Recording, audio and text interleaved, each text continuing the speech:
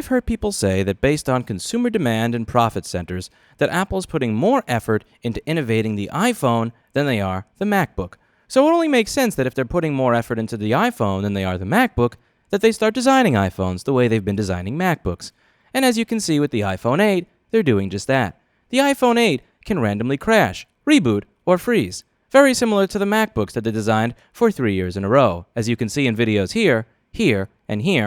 and also from posts for warranty bulletins on their website here, and here. Now, as happy as I am that Apple is actually managing to cover an issue for free before they get a class action lawsuit filed against them or before hundreds of thousands of people start screaming at them, it does make me wonder, for a company where everybody says it just works, why is it that for almost 4 years straight, they can't design a phone that just works? Whether we're talking about the 6 or the 6 Plus with Touch IC issues, which I describe here, and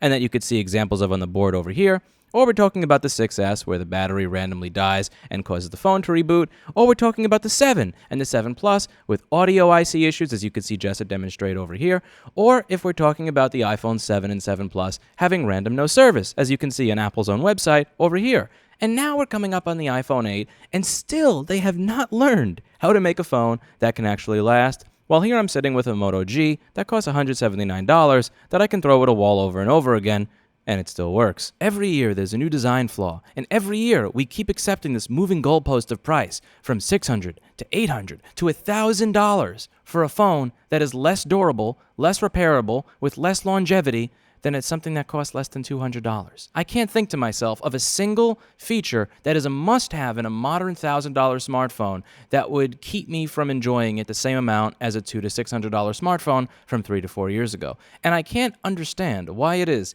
every single year, year after year after year, there's another problem, another serious hardware defect that affects hundreds of thousands of millions of phones that people just decide, hey, we're just going to keep buying. We're just going to keep doing business with that company. And we're going to pay them more money than we did last year. And we're totally fine with the fact that they're going to try as hard as they can to shut down independent repair every which way while giving us the middle finger when we have problems with those devices.